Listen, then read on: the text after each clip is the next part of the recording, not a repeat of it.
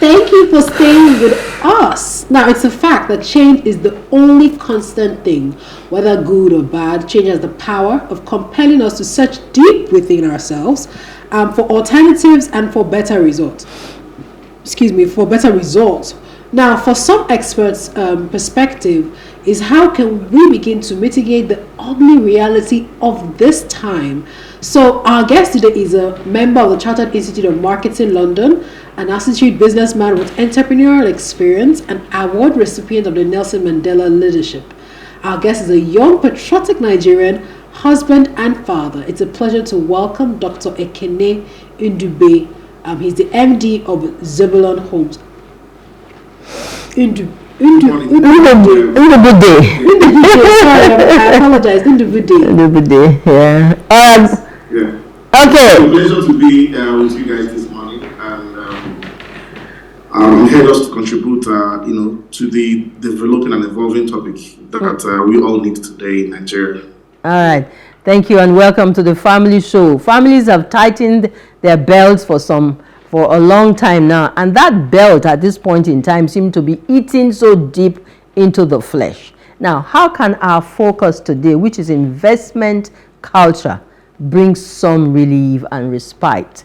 When you're talking about investment culture, what exactly are we talking about, and how does it help us, like where we are at now? Okay, so I mentioned something before we went live. Investment is digging your well before you are thirsty.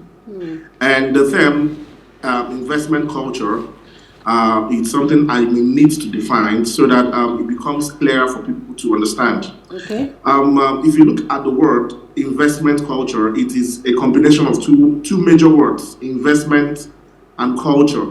So what do you mean by investment? Investment is the purchase of an asset to obtain a return on investment or other source or other income from that asset in the nearest future or in the future.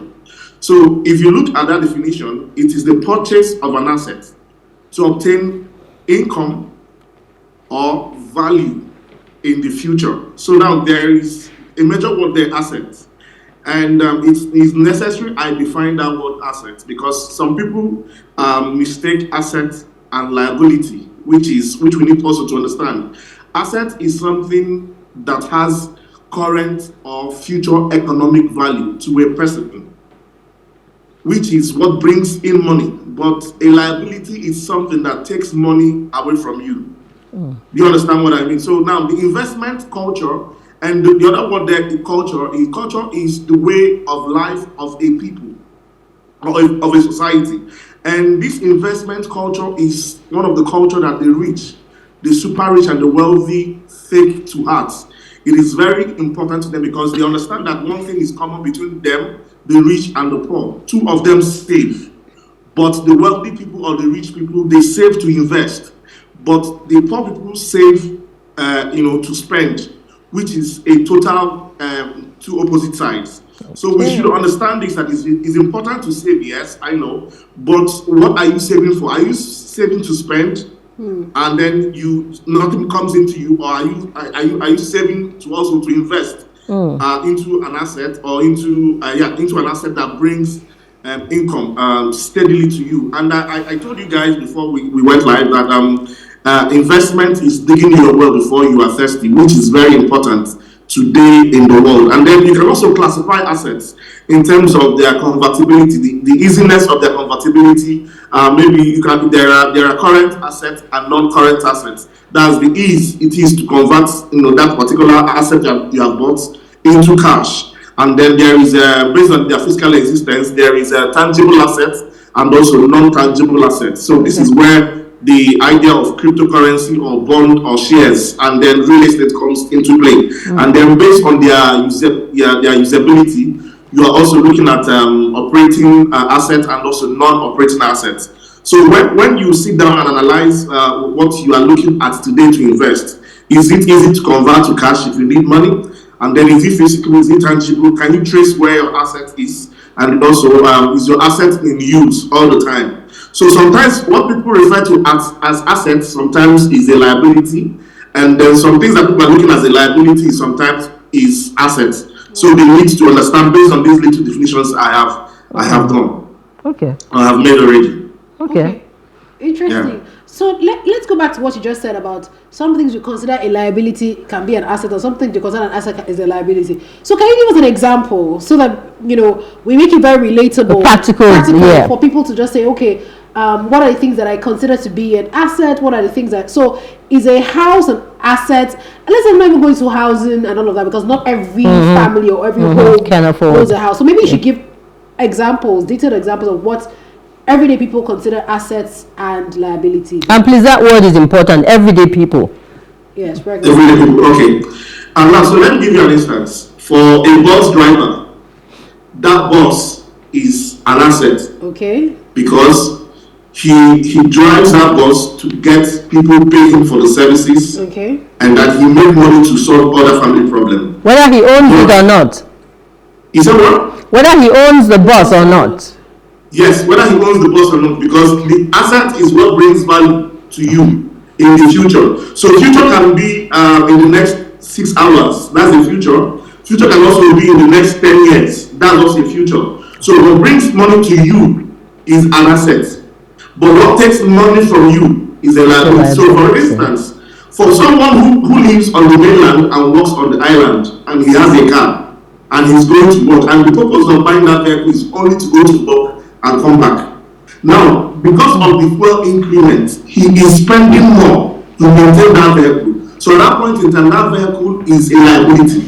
So the same item, but different purpose, except he uses that vehicle in the evening or maybe weekends to do Uber or all these hailing services. So in the weekends, he uses that to generate funds or to generate money to maintain other of his lifestyle or other his life demands. So these are part of the category. One single category I used to define what asset is and also what liabilities is. Okay. All right. Thank you very much. Well, we are about the ordinary person, the everyday person on the street. We're not talking about the super rich guys who are already informed about the advantages of investment, because we're at a place now where we're not so very concerned about the people who are comfortable, if I can use that word. So please, we're talking about investment opportunities, so that Nigerians, can cushion the shock and the difficulties that we're all going through at this point in time. For the everyday man, for my mother in the village, for my young brother who has just probably finished school and is looking for a job, what are the opportunities that are available there when you look at investment? Because it's critical, like you said at the beginning, that investment is digging the well before we get thirsty. We eventually must get thirsty and we'll need to drink this water. So what are the opportunities that are available there for the everyday person to invest? Okay, to answer this question, the truth is that there are four stratas of people in the world: the super rich, the rich, and then the middle class, and then the poor. Now, the truth is that anybody can start from the last category or the last strata and then move all the way to become super rich. It is replicable. That's one thing about the Nigerian dream, that you can start at the bottom of the strata or the ladder and then grow to become one of the super rich in the community or in the world or in the environment. Now, one thing about investments is delaying gratification. The truth is that, yes, we all need to eat today and stay alive. But someone who is investing is somebody that has hope for tomorrow. Now, the truth is that many of us earn money, but we all squander what we earn today because we don't have hope that tomorrow is coming, or there is a tomorrow that we need to live for, or tomorrow that we're anticipating to have. So if someone who earns and works, work and earn salary at the end of the month and gets everything he earns and then squanders it in the next 1 month, it shows that person does not have a hope for tomorrow. So if you don't have the ability to delay some gratification for yourself, that means you cannot even start saving to invest. So all the things you need to have, all the things you are thinking at that moment is just, what can I eat today and just be all right? What can I eat today and be all right? Whatever tomorrow brings is none of your business. And then that tomorrow eventually comes, and then you have nothing that you have saved or invested for that tomorrow. So for you to start investing, because the truth is that for you to be rich, you don't need to save. Let me say that again. For you to be rich, you don't need to save. For you to be rich, you need to save to invest. So this is what separates the rich and the poor. The poor only save to spend, but the rich save, but also to invest, because he knows that once he invests his money is going to come back to him in triple folds, no longer in arithmetic. So in mathematics, they taught us about arithmetic progression, that you add 1 to 1, it becomes 2. You add 2 to 1 to 2, it becomes 3, and then you are growing like that. And arithmetic, growth. That is what some people are experiencing today. You work for 10 years and then they promote you, and then you have not saved anything for that 10 years, and then you are looking forward to that 10 years to be promoted. But the truth is that as a man grows up in life, his expenses also grows, sometimes more than he does. So today you are a single guy, you started a job of 200,000 naira, 200,000 per month salary, and then in the next 2 years your family will put you under pressure to now go and get a wife. Now, if your monthly expense was 100,000 before, your monthly expense has doubled, if not tripled. Now, you now have a child in the next 1 year of it, your bills are going up and then is increasing. If you do not have that mindset to save from the first day that you started that job, to save a certain portion of what you earn, to invest, not to spend it, you see that your life will only be at the rat race. You earn, you pay bills. At the month end, you are waiting for another salary to come, and then you pay bills, and then it keeps on going in that cycle.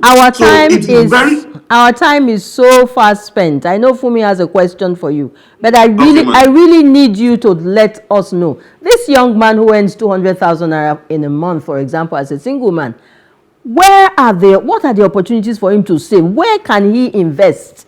He saved. Where can he invest his money to get some returns?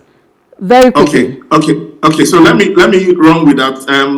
There are several investment options available, and I will list out those investment options to us. We're listening. And it's also necessary that we know all these things so that you know where to put money and why you are putting money in that place. There is stocks or company shares, which I remember I did that while I was in school. I thought I had to use my school fees at a point when it was the shares era to go and buy the shares of an insurance firm. Then that crashed. Now there is also bonds, maybe government bonds and the rest of it, and then there is real estate investment, and then also there is a cryptocurrency, which is many people are doing right now. But as a real estate person, I will focus on real estate. Now there are places you could buy, and then you can start buying properties with as low as 500,000 or 200,000 naira. I remembered, for instance, I bought a property in 2019, and then that was when there was nothing in Ndubude. Actually, I bought a property from a real estate company then, and then my first payment was 200,000 naira. But the property I needed to buy then was about 12 million naira, and then I was given 18 months to pay.